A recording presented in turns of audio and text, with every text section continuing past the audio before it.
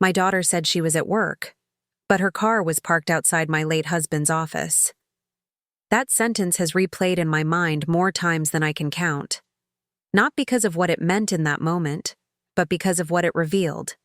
Later, about love, about lies, and about how even silence can carry 1,000 truths. It was a gray Thursday afternoon. The kind of day that feels neither alive nor dead, just suspended, like the world is holding its breath. I had gone into town to drop off some papers at the insurance office. Nothing unusual. The clerk smiled, stamped the forms, and wished me well. On my way back, I decided to take the long route, the one that passes by Robert's old building. I hadn't been there in months. There was no reason to go, no business left after his passing. But sometimes grief drives you down familiar roads just to remind you that you once belonged somewhere. That's when I saw it. A small silver Honda parked right outside the gate. At first, it didn't register. There are thousands of silver Hondas in this town.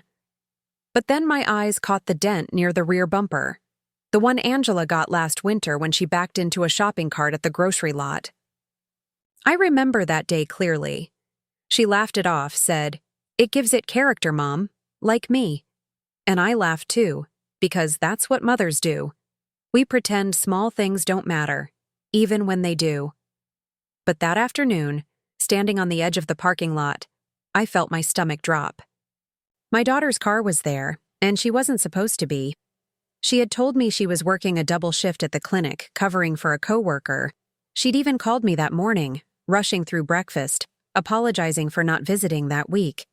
Her voice was cheerful, almost too cheerful. I didn't think much of it then. I believed her, because I always believed her. Now, watching the soft drizzle gather on her windshield, I stood there wondering if there could be another explanation. Maybe she'd stopped for lunch nearby. Maybe she'd dropped someone off. Maybe she'd gotten a new client in one of the neighboring offices. I told myself all those things in the few minutes I stood there, pretending not to care. But deep down, something quiet and cold began to stir, the kind of knowing that doesn't come from evidence but from instinct. A mother's instinct. I waited. 5 minutes. 10. No sign of her. Then, through the reflection of the glass doors, I saw movement inside Robert's old office. A shadow, a shape that looked like her. My heart thudded once, then again, each beat heavier than the last. I couldn't see clearly, but I didn't need to. Some truths are felt before they are seen. I turned away before she could notice me. I didn't want to confront her there, in that place still heavy with Robert's scent and memory. I walked back to my car and sat for a long time, watching the rain slide down my window like thin ribbons of thought. Every drop seemed to echo something I wasn't ready to hear. Why was she there? What could she possibly be doing in her father's old office? The one he'd closed before he died. The one she had refused to even talk about afterward. When Robert passed, Angela couldn't bear to step inside. "It's too painful," she'd said. She didn't attend when I went to collect his belongings. She said she wanted to remember him as he was, alive, laughing, unburdened by the weight of death. I respected that. I respected her boundaries, because I thought grief had its own language and timing for everyone. But now that same building, that same place of grief, had become her hiding spot. I wanted to call her. I wanted to ask her what she was doing there. But my fingers froze over the phone, because part of me didn't want the answer. I've lived long enough to know that sometimes the truth doesn't heal. It rearranges you. It forces you to look at love differently, to question everything you thought was certain. The rain turned to mist. The world outside my windshield blurred, like a photograph left too long in the sun. My reflection looked back at me, tired, older, softer than I remembered. I thought about all the times I'd defended Angela when people said she was distant, secretive. "She's just private," I used to say. "She's her father's daughter." And maybe she was. Robert was a good man, but he carried secrets too. quiet, invisible ones that I didn't uncover until years later. Maybe it runs in the blood, I thought. Maybe some silences are inherited.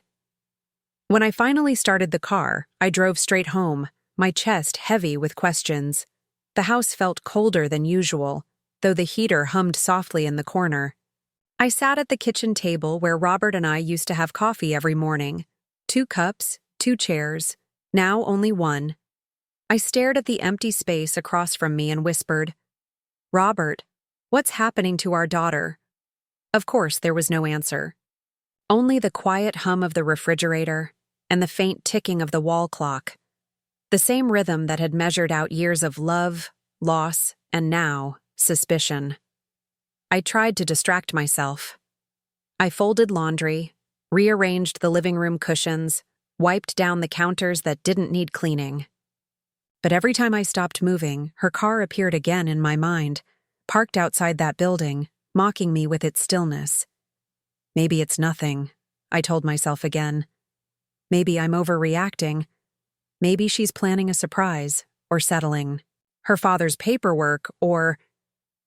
But then another thought crept in, slow and unwelcome. What if it wasn't about work at all? I didn't sleep that night. I kept hearing her voice in my head, cheerful, hurried, saying she was at the clinic. The same voice I had loved since she first said, "Mama." And now, that same voice sounded like a stranger's.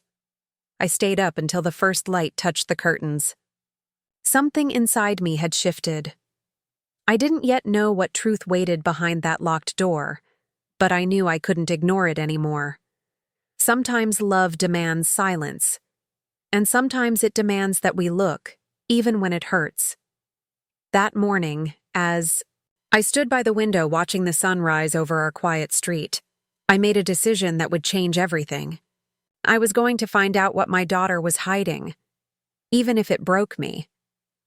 Angela was born in early spring, the kind of day when the air still holds a chill, but the world is ready to bloom again. I remember the smell of lilacs through the hospital window, and Robert standing there, holding her so carefully, as if she might dissolve if he breathed too hard.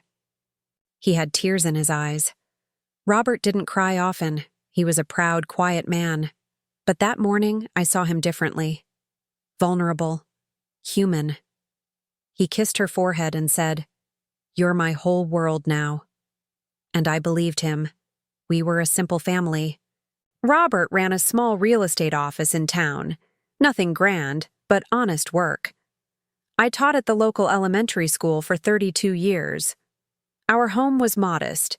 2 bedrooms, a porch that creaked, a kitchen that always smelled of coffee and soap. But it was filled with laughter, small kindnesses, and the rhythm of an ordinary life. Every Sunday, Robert made pancakes. Angela would sit on the counter, swinging her little legs, stirring the batter even though half of it always landed on the floor. "More milk, Daddy," she'd say, her curls bouncing. And he'd wink at me, whispering, "She's going to run the world one day, you just watch." I used to think he meant it as a blessing. Now, I sometimes wonder if it was a prophecy of a different kind, that the world she'd run would have no room for the rest of us. When Angela turned 14, Robert started taking her to his office after school. She liked helping him, stapling files, answering the phone, pretending to negotiate with imaginary clients. She loved the sound of her own voice echoing in the empty hallways. "I'm going to be a businesswoman," she'd tell anyone who'd listen. Like Dad. She admired him, worshipped him really, and he adored her. I didn't mind being the quiet one in the background. That's what mothers do. We hold the space, we make sure the world runs smoothly around those we love. I was the constant. The one who remembered birthdays, who knew where every missing sock went, who made sure dinner was warm when they both came home late. But there were moments, small ones, when I saw something else between them. A kind of secret understanding. She'd whisper something, and he'd smile, and I'd ask, "What's so funny?" They'd both say, "Nothing." And I'd laugh too. but somewhere inside me, a tiny thread tugged. Robert had his faults. He worked too much, forgot anniversaries, and when things at the office grew complicated, he'd shut down completely. I learned not to push. Instead, I'd leave him alone in his study, listening to the sound of papers rustling long after midnight. After he died, I found out he'd been struggling financially for years. There were unpaid taxes, unfiled documents, and a few quiet loans he never told me about. The office closed within a month. I tried to handle what I could, but the rest was too tangled to fix. Angela was 26 then, already working at the clinic, living on her own, independent. She didn't want to talk about his debts or the office. "Let's just move on," she said. "There's no use reopening wounds." And I agreed, because part of me thought she was right. Angela and I stayed close, or at least I thought we did. She called me every few days, came by on Sundays with groceries, helped fix things around the house. She had her father's way of taking charge, confident, precise, a little impatient. I loved seeing that spark in her. But sometimes her eyes would drift when I mentioned Robert. A shadow would pass, quick but unmistakable, and she'd change the subject. There were small signs over the years, little things, that only mothers notice. The way she'd avoid eye contact when I brought up the will, how she'd go quiet whenever. We passed his old office downtown, or the fact that she still kept his briefcase in her apartment, though she'd told me she'd thrown it out once.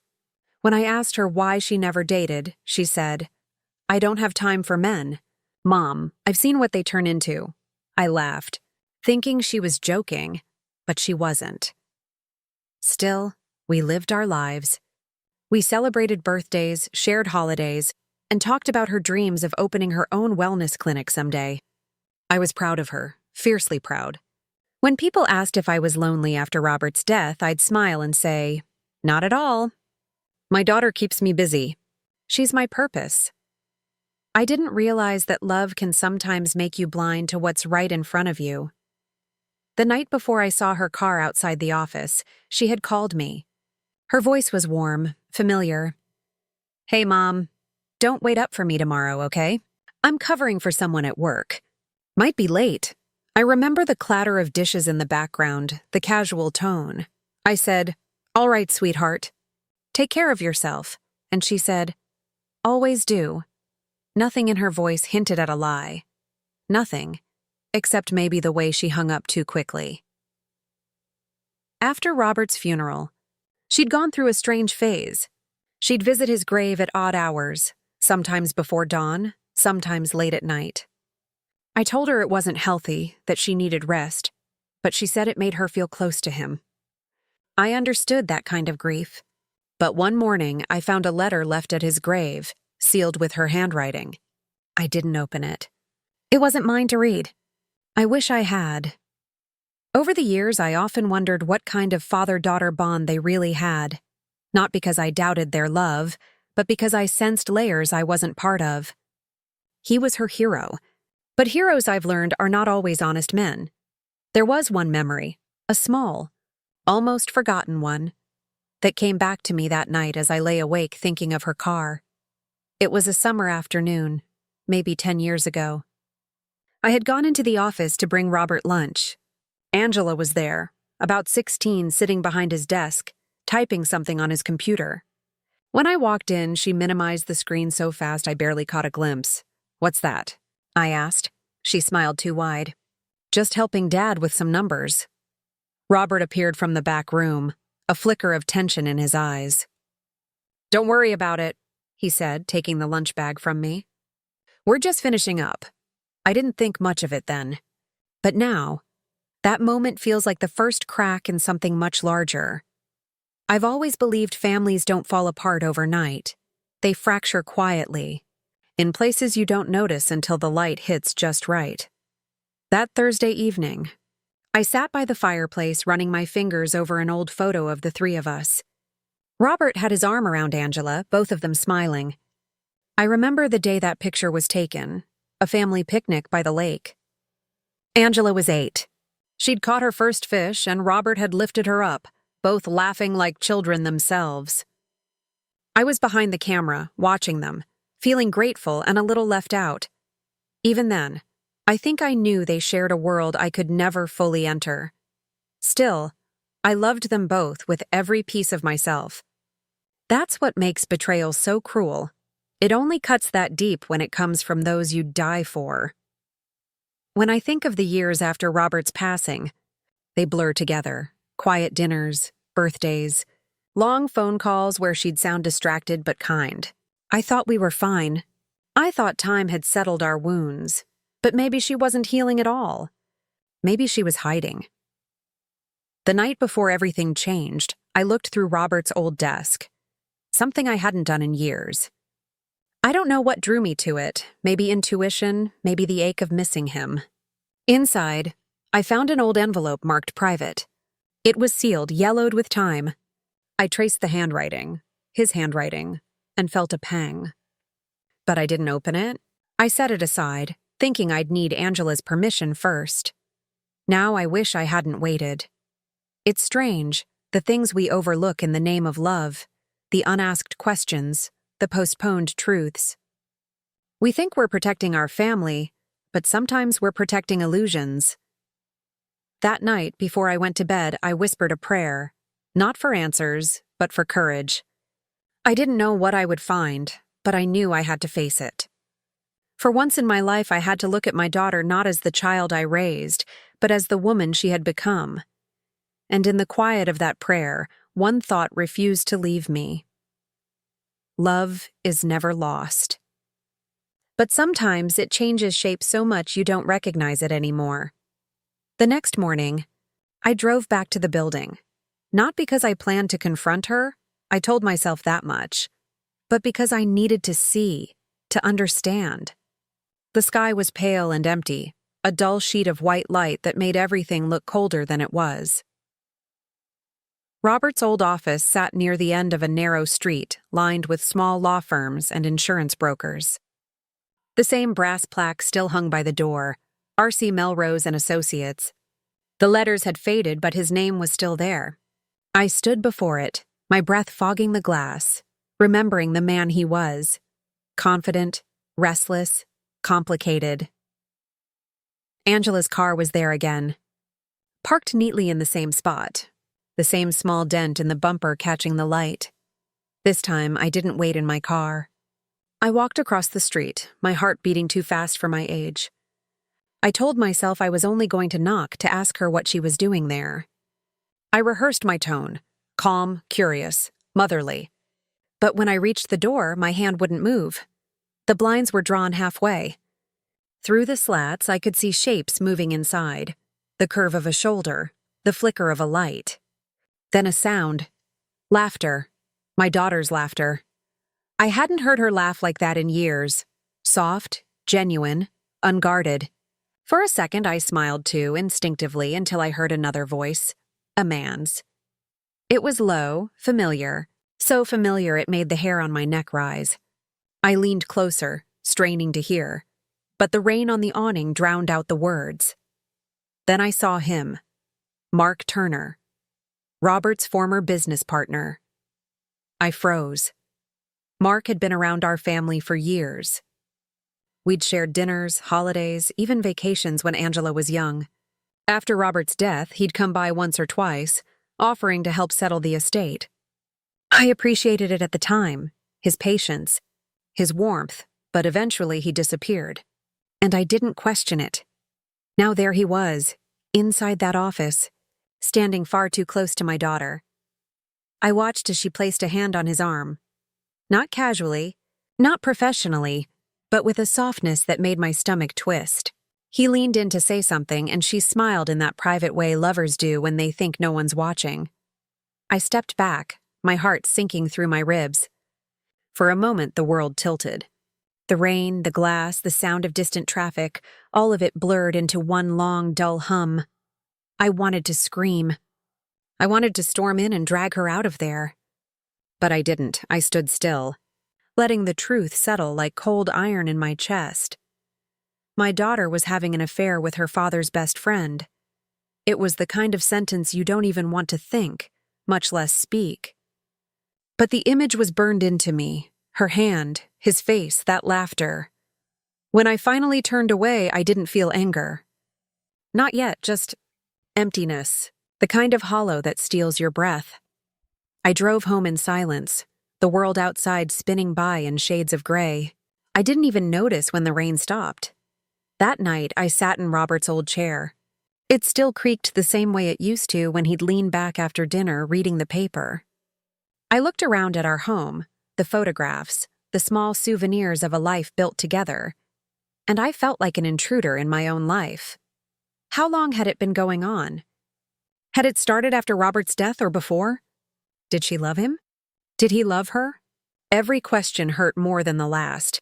I wanted to believe there was some other explanation, something innocent. But the memory of her touch, the way she smiled at him, there was no misunderstanding that kind of intimacy. Later that night, I called the clinic. The receptionist answered, cheerful. "Oh, hi, Mrs. Melrose. Angela's not in today. She's been on personal leave this week." Personal leave? So she had been lying for days. I hung up without saying goodbye. My hands were trembling. For hours, I paced the living room, whispering her name under my breath as if I could summon her home. I thought about calling her, but what would I say? Why are you betraying me? Why him? No, I couldn't. Not yet. I needed proof. Not for the world, but for myself. Because love makes you foolish. It convinces you that maybe your eyes deceived you, that maybe you're imagining what's too painful to accept. So the next day, I went back again. This time I parked a few blocks away. I waited, watching the street from behind the cracked windshield. Around noon, I saw her car pull up. She stepped out, dressed in a beige coat I'd bought her last Christmas. She looked happy. I almost didn't recognize that version of her. Light, radiant, alive. A few minutes later, Mark arrived. He carried a box of files, but when he saw her, his face softened. She took the box from him, brushing his fingers in a way that said everything. And then, as if the universe wanted to seal my heartbreak, he kissed her. Right there, in front of the office that once belonged to her father. A quick kiss, soft, familiar, but enough to destroy every illusion I'd held. I didn't cry. I couldn't. My body wouldn't allow it. Instead, I sat there, hands gripping the steering wheel, staring straight ahead while something inside me quietly broke. That evening, when she called, I answered as if nothing had happened. "Hi, Mom," she said. "Sorry I missed you this week. Work's been crazy." Her voice was light, careful. "That's all right," I said. "How's everything going?" "Oh, busy as always," I smiled, or at least I tried to. "You're doing good work. I'm proud of you." "Thanks, Mom." I could hear the faintest tremor in her voice, like she was testing whether I knew. I didn't ask. I didn't accuse.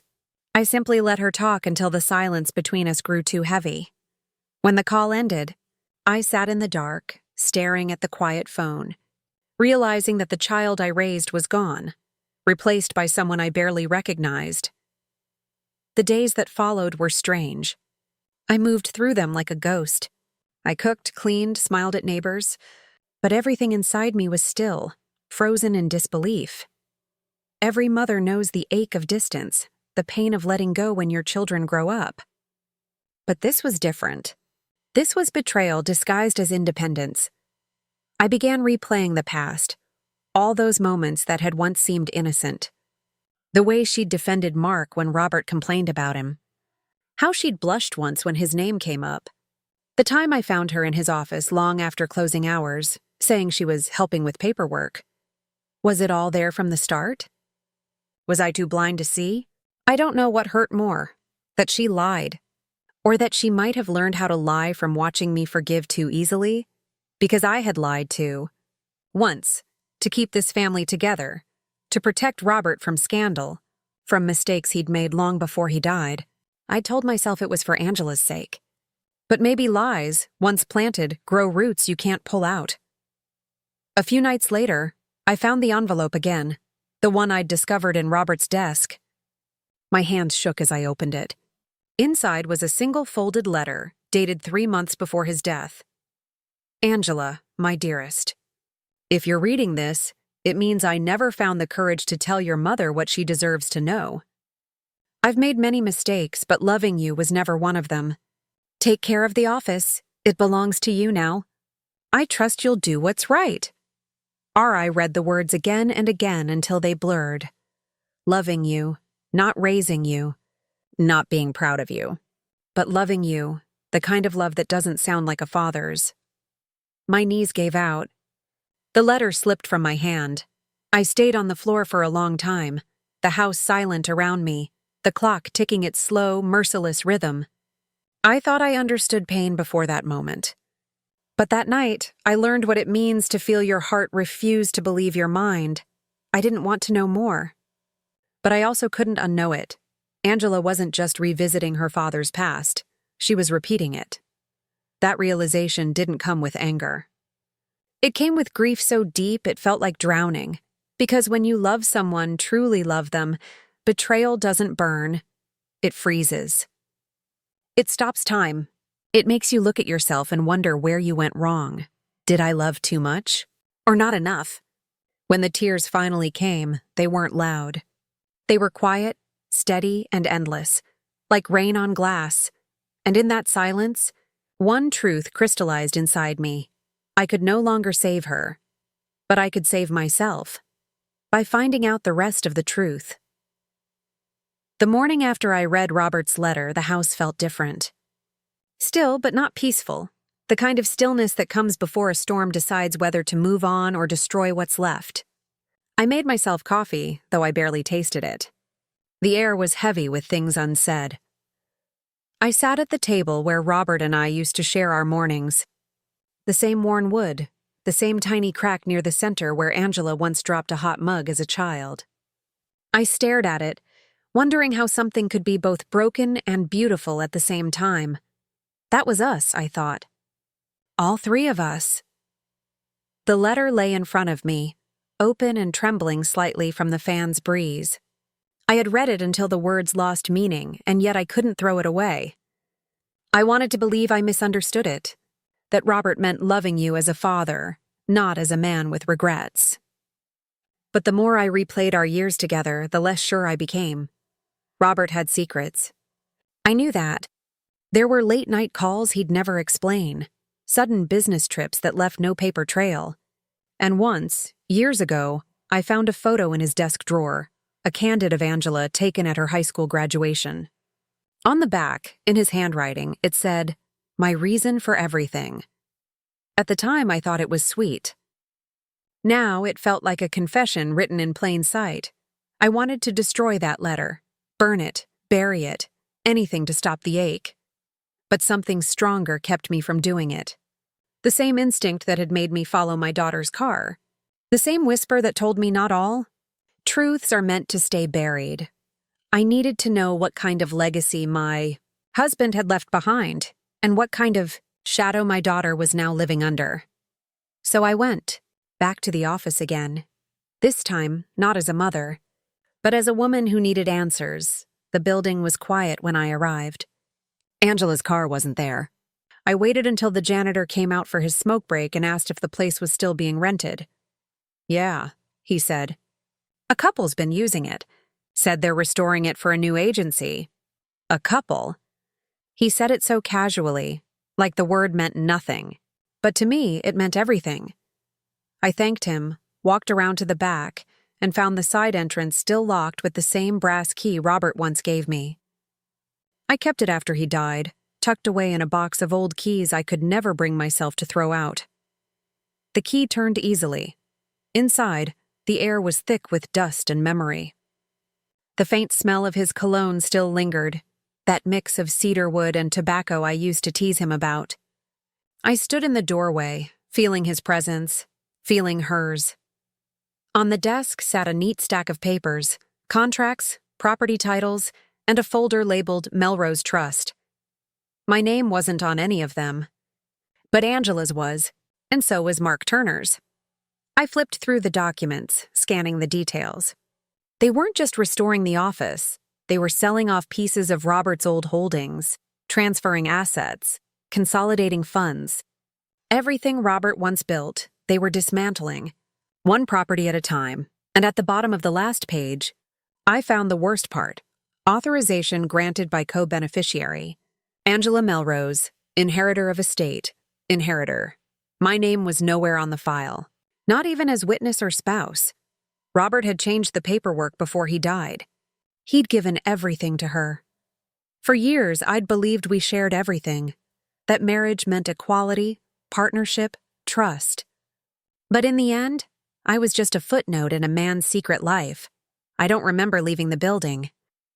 I only remember standing outside afterward, the sky turning orange, the air pressing against my chest like weight. I thought of all the years I'd spent defending him, believing in her. And I wondered if maybe love wasn't what binds families together, but what blinds them completely. That night, I sat by the window, the letter in my hand. And for the first time, I didn't cry. I felt something else rising inside me. Not anger, not revenge, but clarity. If Robert had left everything to her, then she had inherited not just his wealth, but his sins, and I had inherited the truth. Truth can be cruel, but it's also cleansing. Like salt in a wound, it hurts, but it purifies. The next morning, I called my old friend Ruth. She's a retired attorney, one of the few people I still trust. I told her about the letter, the documents, and my suspicions. She was quiet for a long moment. "Do you have copies?" she asked. "Yes." "Then you hold more power than you think." She helped me understand what I had found. The trust wasn't finalized. Robert had drafted it but never filed it. Without official registration, it was just ink on paper. "Legally," Ruth said, "everything still belongs to his surviving spouse, you. The air left my lungs. So she's been using his office. And his name. Illegally?" Ruth sighed. "If she's been selling properties or using those assets, yes. It's fraud. But don't rush to act, Helen. Think first. You deserve peace more than punishment." Peace. The word settled over me like a fragile veil. I hadn't felt peace in months, maybe years. And yet, that night as I looked through every document, every signature, every lie, I began to feel something close to strength. For the first time since Robert's death, I wasn't afraid of losing them. I had already lost them. All that was left was the truth, and what I would do with it. I didn't want revenge. That would make me just another player in their tangled game. What I wanted was balance, quiet, elegant balance. The kind life itself eventually restores when we stop clinging to illusions. So I made a plan. I didn't tell anyone. I didn't shout or confront. Instead, I began gathering pieces: the letter, the files, copies of the trust papers, bank statements I found tucked in old folders. Every evening, I'd sit at the kitchen table, methodically sorting through them. I wasn't doing it for the law. I was doing it for clarity, for my own heart. A week later, Angela came to visit. She brought flowers, white lilies, Robert's favorite, and placed them on the table like peace offerings. "Mom," she said softly, "you've been quiet lately. Is everything okay?" Her tone was careful, loving even. If I hadn't known what I knew, I might have believed it. "I'm fine," I said. "Just tired." She smiled and poured herself some tea, glancing around the house like she was searching for something unsaid. I watched her hands, the way they trembled slightly when she set down the cup. "Are you seeing someone?" I asked suddenly. The question caught her off guard. "What?" "No, of course not," I nodded, pretending to accept it. "You know, I went by your father's office the other day." Her hand froze midair. "Oh?" "Yes, it looks different now. Cleaner. Lived in." She didn't speak. "There was a man there," I continued slowly. "Mark Turner." Her face paled. For a long moment, she didn't breathe. Then she said too quickly, "He's helping me manage some paperwork, that's all." "Paperwork for what?" "Dad's unfinished business." "Funny," I said, my voice calm. "Because according to the county records, There isn't any unfinished business. Everything's been closed for years. The silence that followed was thick enough to touch. Her eyes glistened. Mom. I waited, giving her the mercy of my silence. The kind only mothers can give. Finally, she whispered, "You weren't supposed to find out like this." My heart cracked open all over again. "Find out what, Angela?" She looked down. That he loved me more than he should have. That I didn't know how to stop it once it began. There it was. The truth I had both dreaded and expected. Spoken without excuse, only sorrow. I sat there, listening to her sob quietly into her hands, and for a long while, I said nothing.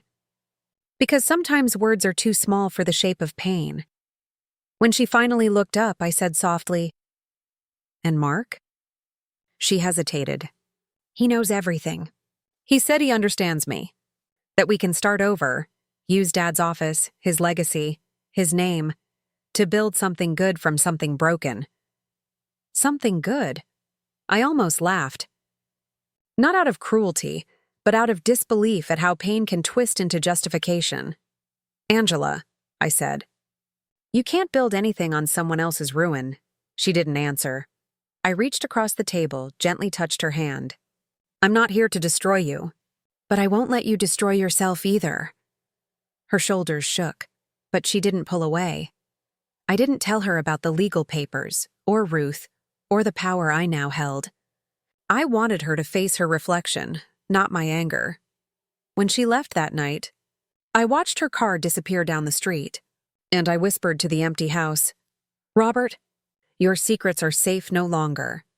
The next morning, I mailed copies of everything, the letter, the trust, the property transfers, to Ruth. I told her to handle it quietly. I didn't need to see the fallout. I didn't need to witness justice. I only needed to reclaim my peace, and for the first time in months, I slept. Not deeply, not fully, but without fear, because truth, once faced, no longer frightens you. Ruth moved like a quiet current behind the scenes. A letter here, a filing there. No courtroom drama, no voices raised. Just the steady turning of a wheel that had been stuck for years. She called me 2 days after I sent the documents and spoke in a careful, even tone. "I've filed an injunction to freeze any transfers tied to Robert's holdings," she said. "I also requested a record review. It's administrative, not a public spectacle. No one needs to be dragged through mud." I breathed out slowly. "Thank you." 2 notes, she added. 1, if Mark has been guiding Angela, he'll try to protect her by stepping forward. 2, the state might request an interview with you. Be honest, but keep your dignity. You've already chosen that, and it's the right choice. I made tea after we hung up, cradling the cup the way you hold a warm hand in winter. I stared at the steam and pictured currents shifting invisibly under the surface of our lives. Not vengeance, not retribution, just truth, moving at its natural pace. That afternoon, Angela came by without calling. She stood in the doorway like a girl late for curfew, holding her keys in both hands as if she needed something to anchor her. "Can I come in?" she asked. I stepped aside. She set her bag on the chair Robert used to sit in and didn't take off her coat. Her eyes were swollen, and for the first time in a long time, I recognized my daughter, not the careful woman, not the strategist, but the child who once fell asleep in church with her head on my shoulder. "Mom," she began, then stopped. Her throat worked. "They froze the accounts." I nodded. "Did you—" "Yes."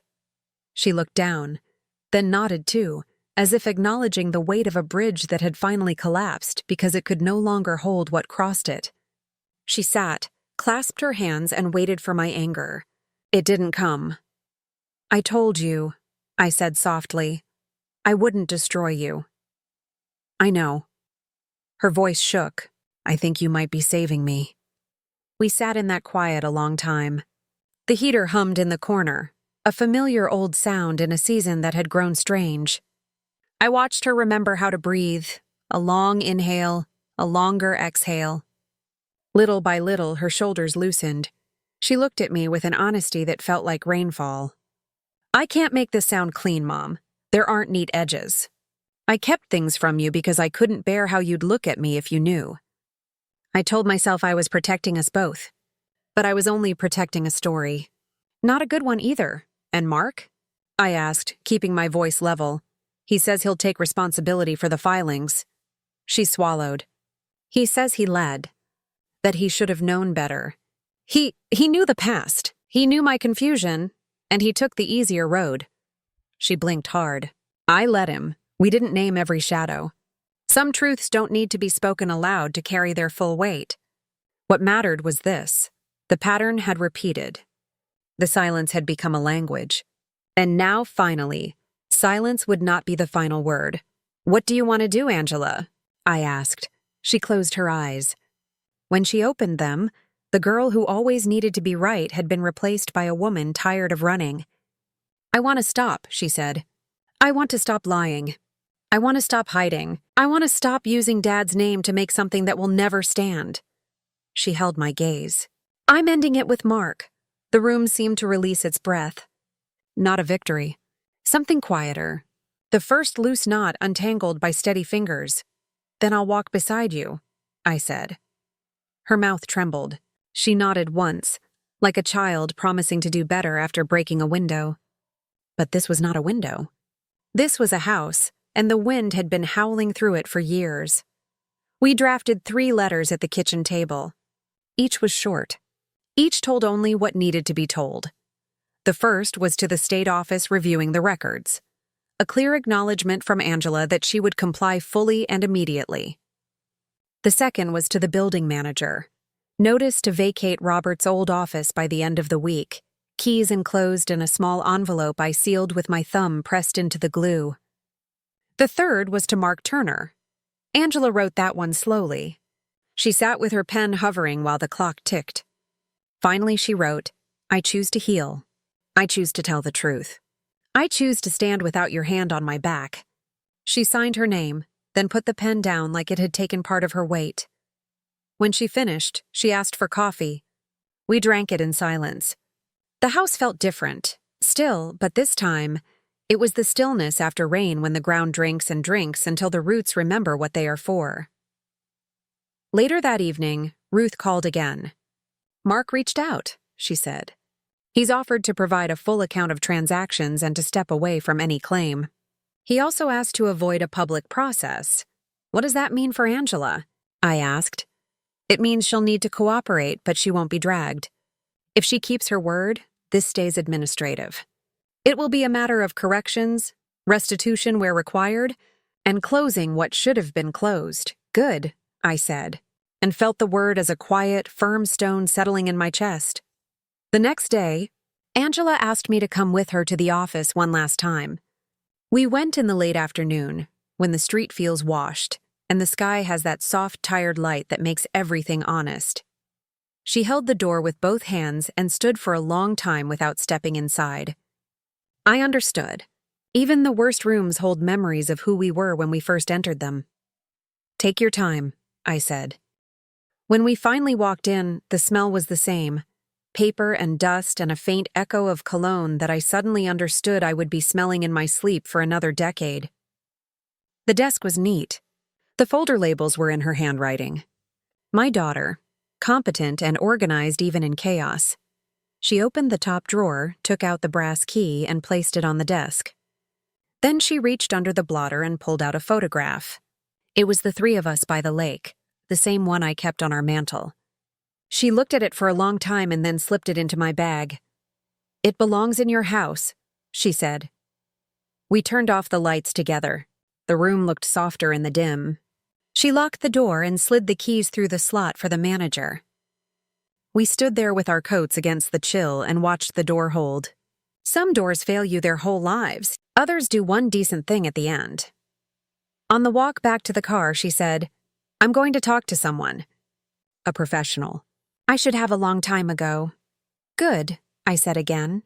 That small stone settled deeper. I'll drive you if you need. I'll ask, she said. When I'm ready. It wasn't an apology. It was something steadier. A plan. In the weeks that followed, the world didn't end. The letters were acknowledged. The injunction held. The accounts were reviewed without fanfare. Some money moved back where it belonged. Some forms were corrected and notarized. There were consequences, but they were proportional, human, not designed to crush. This is how real life unfolds when people choose truth over spectacle. Mark sent a single reply to Angela's letter. He accepted the end in a few sentences and asked for no meeting, no farewell. Ruth told me he signed what he needed to sign without argument. He did not call our house. I felt relief I didn't dare name, the kind that feels like finally hearing a door close against a long winter draft. Angela and I learned a new way to talk. It was awkward at first. We were two people climbing a staircase we had never noticed in our own home. She would come over after work and sit on the porch steps. She'd tell me about her patients who struggled with small addictions, with loneliness, with the way grief sticks to the ribs. I would listen, then tell her what the geraniums were doing in the window, or how Ruth's husband had taken up painting and kept throwing away canvases because he used too much blue. We laughed sometimes. Real laughter, shy at first, then warmer. We did not pretend history hadn't happened. We did not pretend it was all fixed. We just practiced staying. It is astonishing how much can heal when people simply stay. One afternoon, we opened the box that held Robert's old cufflinks, tie clips, and the watch that had stopped the afternoon before he died. Angela turned the watch over in her palm like a small moon. "Do you hate him?" she asked. I thought a very long time. "I don't," I said finally. "I hate what he allowed. I hate what he hid." But hate is a heavy thing to carry when you still have to walk. She nodded once, as if a bell had sounded in a far room. "Do you hate me?" she asked, so quietly I almost missed it. I reached across the table and placed my hand over hers. "No." My answer came like a breath after surfacing. "I love you. And because I love you, I will tell you the truth when you stray, and I will hold you when you shake." She closed her eyes. A small sound escaped her, the kind of sound a child makes when a splinter is finally eased out. We made small rituals. On Sundays, we still had pancakes, though she no longer sat on the counter. We lit a candle in the evening and named something we were grateful for that day: a patient who made it to their appointment sober, a neighbor who shoveled both our sidewalks, a rare mango at the market that tasted like July. There were nights when grief returned, mean as cold rain. On those nights, one of us would say, "Short walk?" And we'd put on our coats and go around the block, naming the dogs we passed and the birds we heard as if we were learning a new language and needed to memorize the simplest words. Once, she apologized. It was not the first time, and it would not be the last, but this time it came out shaped like a prayer. "I am sorry for the years you spent believing the floor was solid when it wasn't," she said, standing in the doorway with her coat unbuttoned like she'd come to stay. "I am sorry for using your trust as currency. I am sorry I disappeared inside my storms and left you on the shore, waving." I smiled gently. "I was waving for both of us," I said. "Sometimes that's what a mother does until the boat remembers how to turn." Spring came, then summer. The lilies bloomed in June, white and patient. On a warm evening, we drove to the lake from the photograph. We took a picnic we didn't eat. We sat on the grass and watched the water write invisible words and erase them again. Angela said, "I've been thinking about opening a small practice, quiet, honest, no one else's name on the window. What will you call it?" I asked. She looked at the lake. "Something true. Maybe just Angela. Maybe that's enough." "It is," I said. We fell into silence, but it wasn't empty. It was the kind of silence that holds two people without squeezing. The sun leaned down toward the trees, and the air smelled like wet leaves in the last heat of the day. She took my hand. We stayed like that a long time. Sometime later, I took out the letter Robert had written, the one I had read until the edges felt smooth as a river stone.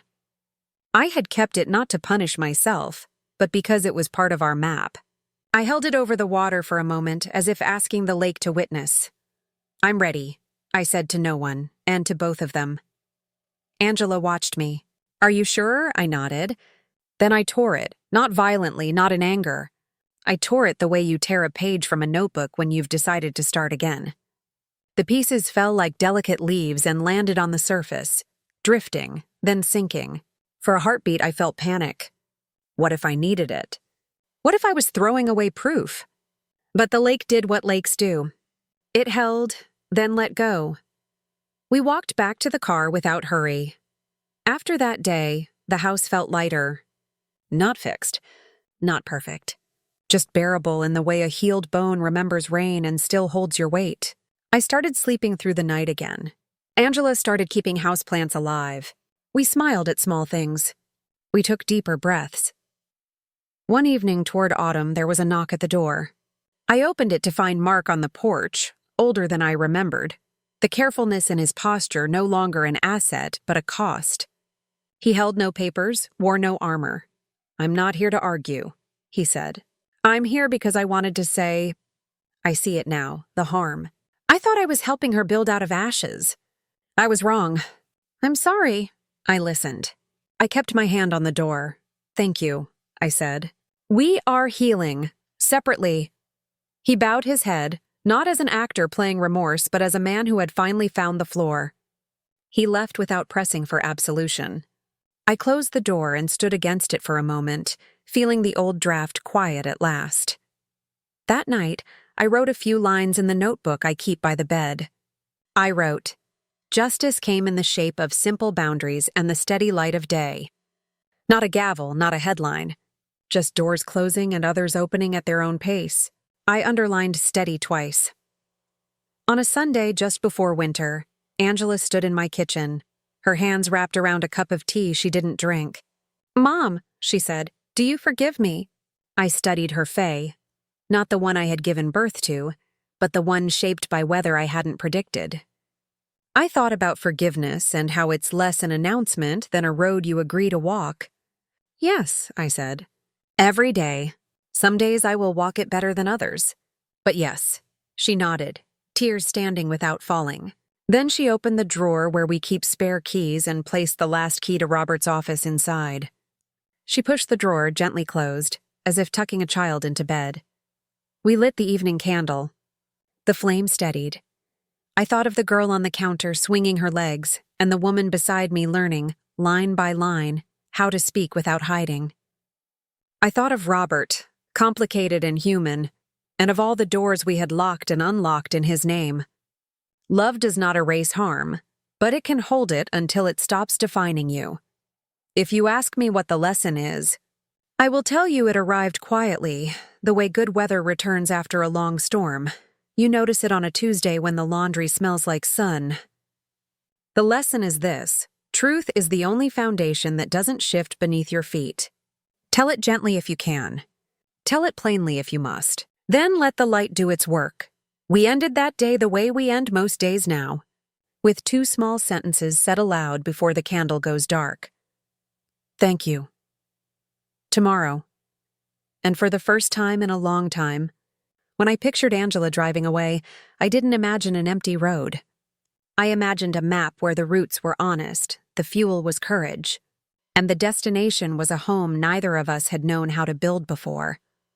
I tell this story now not to reopen wounds, but to trace how healing truly feels: uneven, human, sometimes quiet to the point of invisibility. When people write to me, they often ask how I managed to forgive, how I kept my heart from turning to stone. I tell them the truth. Forgiveness wasn't a single moment. It was a long road paved with pauses, with tea left to cool, with letters I never sent. It was built in the space between 2 chairs at a kitchen table where honesty finally sat down. If you've ever stood at the edge of a truth that could break you, know this: it will not destroy you to look. What destroys you is pretending you don't already know. And if someone you love has lied or strayed, remember, sometimes the best thing you can offer is not punishment, but stillness. Stillness is where truth takes its first breath. I still walk by Robert's old office sometimes. The windows are bare now, the brass plaque removed. The building looks smaller than I remembered. But when I pass it, I don't feel bitterness anymore. I feel gratitude for what it taught me about love's endurance, about the thin line between devotion and denial, about the power of a woman who decides she will not live in shadows. Angela visits most weekends. We still light a candle before dinner. We still say thank you and tomorrow. Sometimes we talk about Robert, sometimes we don't. But when she laughs, it's different now, clean, unguarded, honest. It's a sound I didn't think I'd hear again. And every time I do, I send a quiet prayer of thanks into the air. Maybe you're listening to this with your own story heavy on your chest. A secret, a regret, a love that went sideways. If you are, I want to tell you something simple. You're not alone. Every family holds a map of mistakes. What matters is who learns to fold it gently, so it no longer cuts when you touch it. Did my story touch something in you?